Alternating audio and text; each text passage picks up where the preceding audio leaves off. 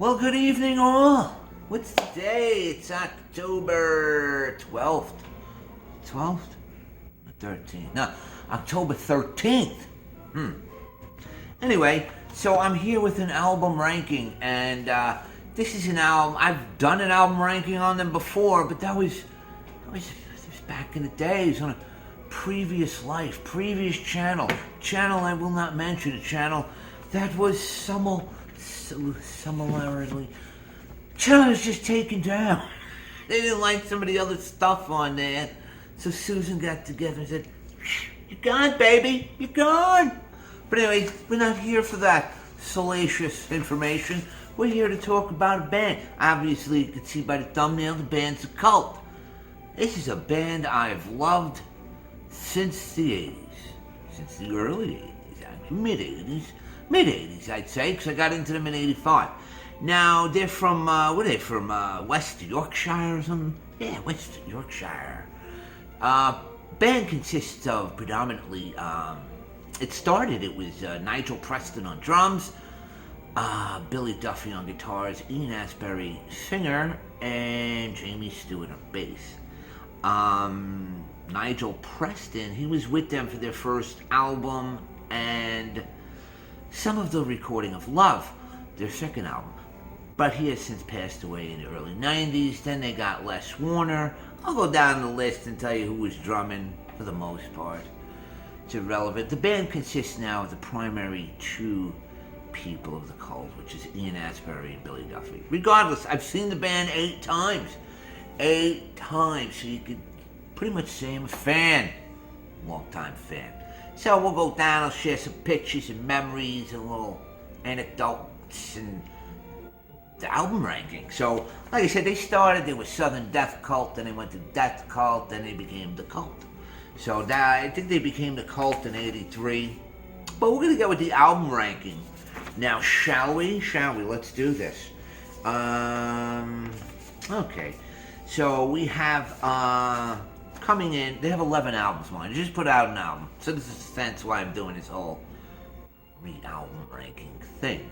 But anyway, I talk with my hands a lot, so I'm sorry if it's distractionary or if I'm going to give anybody a seizure. So please, maybe I should put a disclaimer on the video. I don't know. Regardless. Anyway, we got this album here. This album came out in 2007. Born Into This. There's another album cover, I think, to this. It's got this. I think this was an album cover also. This came out in October of 2007. Went to 70 on the charts in the US, 72 in England. This was after they had taken another high. They were gone for 6 years.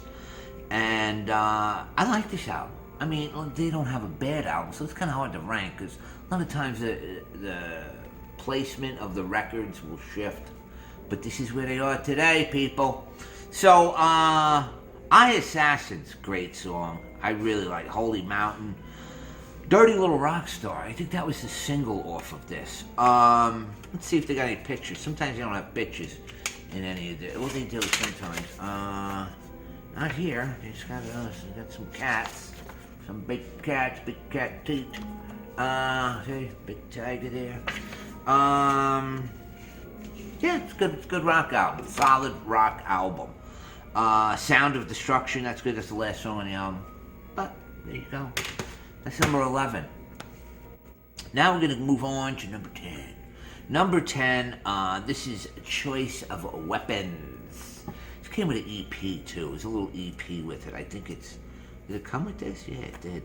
It's got 4 songs. I think it's got Embers and Of Man and Woman, a few other. Okay, so he was the band at that time. It's Billy Duffy, Ian Astbury, and I do believe the bass player is still with them. Let's see if they credit them on the record. Yeah, Chris Wise, bass, yeah. So this is in 2012.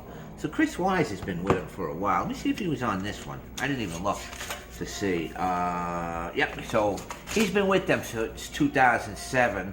So I'd say Chris Wise, pretty much bona fide member of the Cult. They were, I mean, who's ever with the band now has been with them for a minute, but that's So he's been 2007. So what is that? That's like 15 years. Yeah, you're a bona fide member of the band. It's a good record, man. Good. Honey from a Knife. It's a great song. Very personal song for Ian Astbury if you go over the lyrics. He had a little meltdown in New York City running down Lafayette Street. But good song. Lucifer, Pale Horse, For the Animals. I like the song that came with the EP, Embers. That's a really good one. Yeah, it's good stuff. Good stuff. This is number 10 for me. This came out in, when did this come out? 2012, I believe. Let me see. Yes, it came out May 18th, 2012. And right after that, I went and saw them. This is the first concert I ever took my son to. He was 16. So this was over 10 years ago. This is the Cult. See, that's when you still got like tickets from Ticketmaster. I don't know, can you see it? The blur. Anyway, this was June 8th, 2012. Terminal 5, the Cult U.S. tour for the Choice of Weapons tour. $29.50 for the tickets. You see that? $29.50 for the tickets. Anyway, so there you go. So next up, this album came out June 5th, 2001. Now this was after another long break, 6-7 year break, because they were just having internal conflict, and I don't know, stuff happens. That would be Beyond Good and Evil. This would be the number 9 album. This is a good album. They still play the songs from this, like Rise. They played the concert I just saw them at. They opened with it, actually. That's a great song. This is a heavy album. Matt Sorum is on this album. Matt Sorum from Guns N' Roses fame. Well, he was with the Cult first. He toured with them, and then he went to Guns N' Roses. Where did he go with Guns N' Roses to the Cult? I forget. Anyway, regardless. Now, he was with the Cult, and then he went to Guns N' Roses, and he went back to the Cult. I don't think he went back to Guns N' Roses. With the Velvet Revolver. I don't know what he's doing now. I don't know. I think he wrote a book. Anyway. War, The Process, opening track, great. Heavy album. But, you gotta rank these somewhere or not. So, 11. It's number 9. Number 9. I know some people disagree with me. This is a good, like I said, they don't have a bad album. So, next up, we have one of their more recent releases. I think this came out, it came out in February of 2016. Hidden City. Another great album. Unfortunately, they didn't play any songs off this because there's a lot of songs I like on here, like Dark Energy, Goat, Hinterland, Deeply Ordered Chaos. I think it's one of the best songs they've ever written. But, what are you going to do? So, very minimalist packaging. I don't know if that's a car that one of them crashed. I don't know. Don't know. Nice car, though. What did this do? Well, let me see. Born into this. Hidden City. 153. It charted in the U.S. and 19. Charted 19 in the UK. The prior album hit 20 and 36 in the U.S. So, not a bad showing. But that is a decade ago. So, solid album. So that would be number 8. Number 7. Ceremony. Now, they got into a lot of problems with this album just because of this picture. The Indian boy's kids sued him. I don't know. Maybe they thought they stole his soul. It's just a cash grab. They didn't know. They didn't have the photographer assured them everything was okay, so they went along with it. I don't know. It was a big brouhaha. I think they were getting sued for like $60 million. $60 million was a lot of, but still a lot of money. This is 1991, 92. It was ironic, this album, right? This album came out the same day as Nirvana's Nevermind, the Red Hot Chili Peppers' Blood Sugar Sex Magic, Bad Motorfinger by Soundgarden, and I think there was another one that came out. That was top 3 I know came out, but this one also came out that day. Lots of competition, baby. Lots of competition. But whatever. Good album, good album. It's one of my favorite songs on here. White, Earth Mofo, Ceremony. The single from here was Wild Hearted Son. Very almost derivative of Firewoman, so you could hear it right off the bat. It's like Firewoman 2. I still like it though. I didn't see them on this tour. I think it was the Wonderland tour. That's what the last song on here. Indian, great song, bang. Great album, man. As you can see, I think they were down to the dynamic duo at this point, yep, of Duffy and Asbury. So, this album came out in 1991, September, like I said, the day it was released, and 25 in the U.S. It went platinum, and no, it went gold, and it went number 9, went top 10 in the U.K. So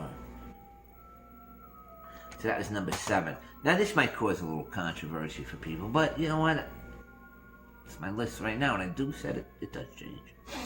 Dreamtime, their debut from 1984. This was released August of 1984. Went to 21 in the UK, and do nothing here in the US. It's a fantastic album. Fantastic album.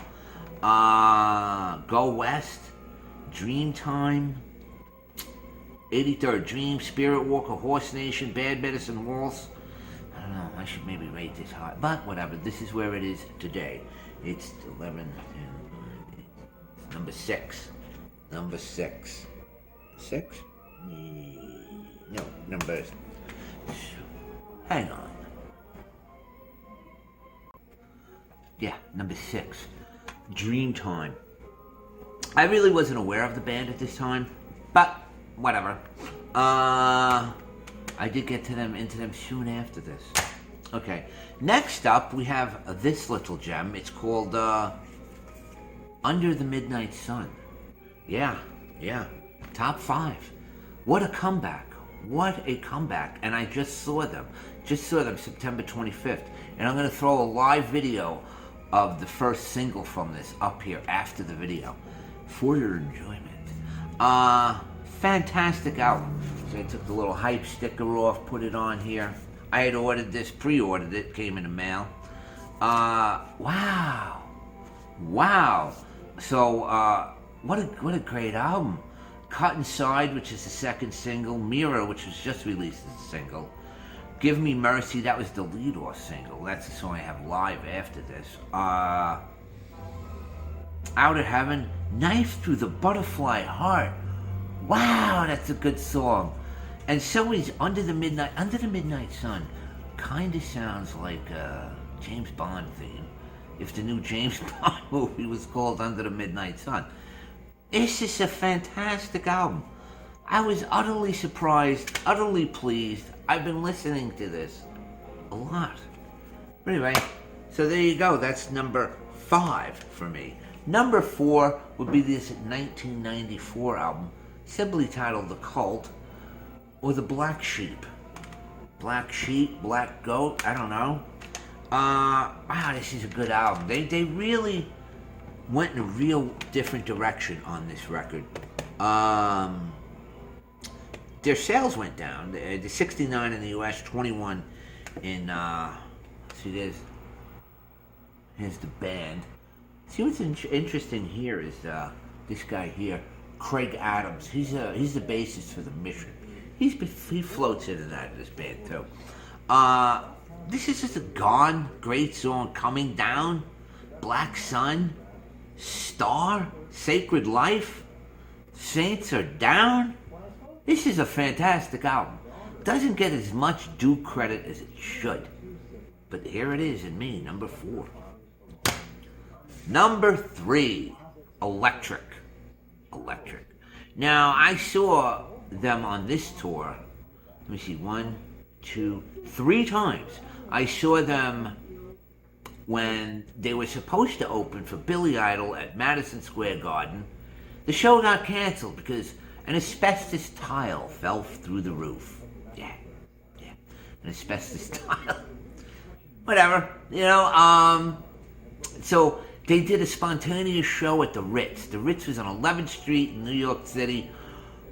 whoa, they were smoking. They were on fire. They wanted to play, and they blew the audience away.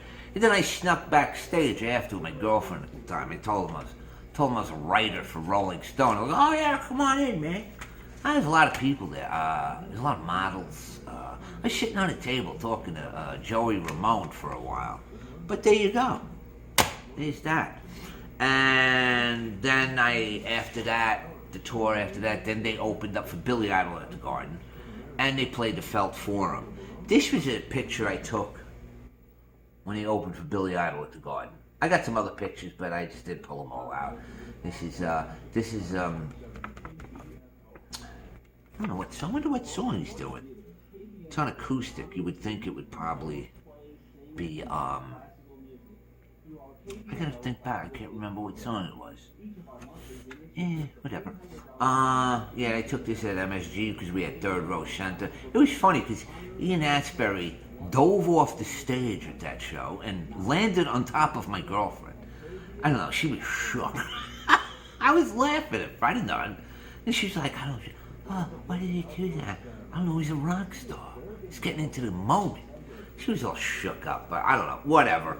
And then, like I said, after that, I saw him at the Felt Forum. So, boom. Next up, we have this. This is the 30th anniversary of the Sonic Temple. This is what blew them, like, real popular. See, this was the core band. I think Matt Sorum started touring with them on this. See, it's Billy Duffy, Ian, and Jamie Stewart. I always liked Jamie Stewart. Friends with him on Facebook. Yeah, whatever. Some good pictures in here. That was the original album cover.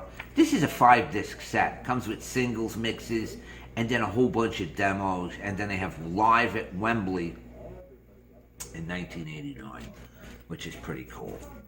Like I said, there's a lot of really cool pictures in here. Little things about the making of the record and stuff. Great little package. That was number 2. Where did that album go? I think it went top 10. It went top 10, which is the highest charting album in the U.S. Went platinum. Went to number 3 in England. And then, of course, this isn't really too hard to figure out. This one. Love.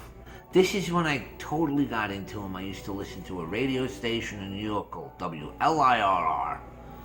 And, yeah. There was a college radio station in Long Island, and they played The Cult, and I was like, what is that? What is that? It happened to be She Sells Sanctuary. So, went and saw them December 6th, 1985, once again at the Ritz, New York City. There's a picture, because I was right down front. That's Ian, that's at the show there. That's kind of interesting, right? And what a fantastic show. You could see the show, or most of it, because it was recorded for MTV. It was aired, but it was never promoted. I wish they put it out on DVD. It's a fantastic show. I'd buy it. You can still watch it on YouTube. I'll just look up The Cult at the Ritz, December 6th, 1985. So, but after this, I did see them a few more times. My aunt and uncle used to work for NBC. My uncle worked for, Saturday Night Live. So we went to the dress rehearsal show on that day, and The Cult was the act playing. Fantastic. And then I think we went and saw him at the Beacon Theater. I think that was in early '86. Might have been January. The Vinyls opened up, but that was fun. So there you go. There's my album ranking of The Cult. On a side note, they have so many singles.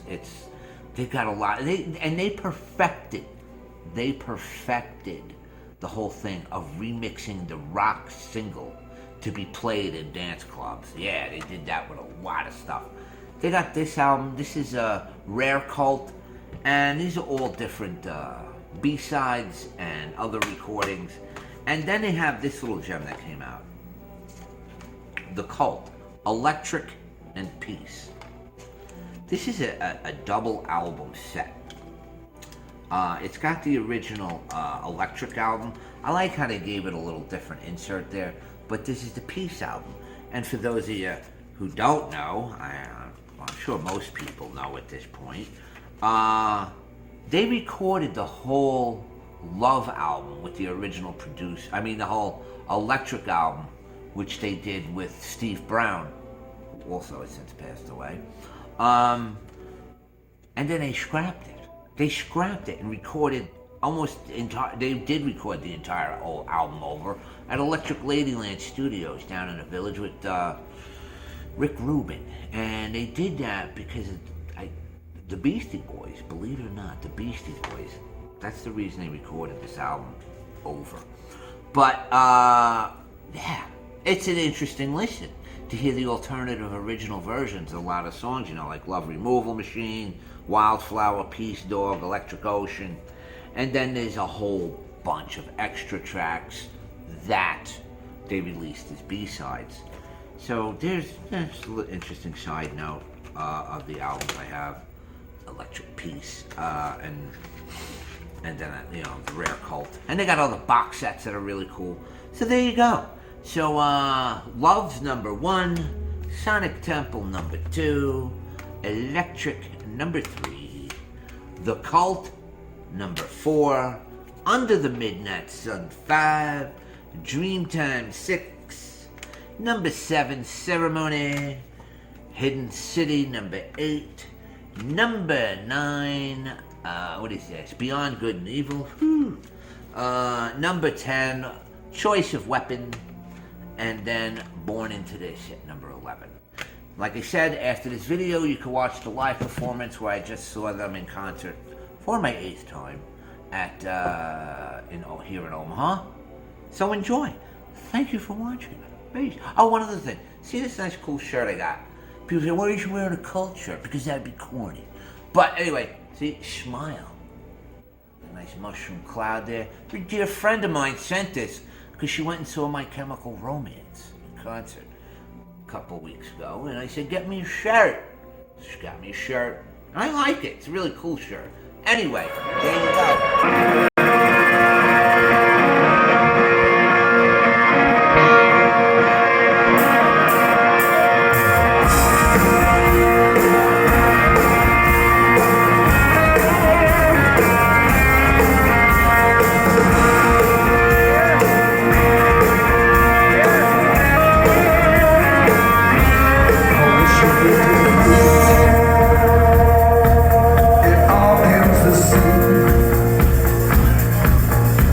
Savage heart, the storm behind me, in a wilderness lost. You're so hard to tame, in this tide to this world. Your ability,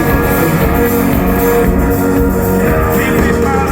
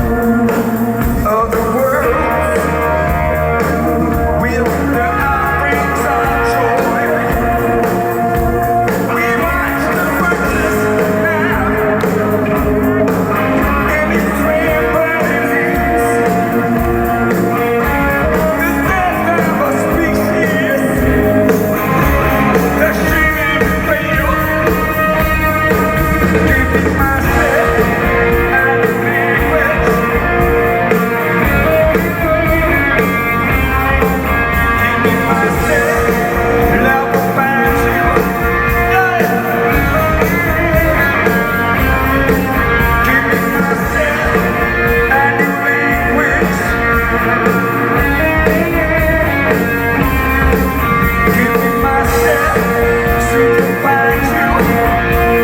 Love will find you.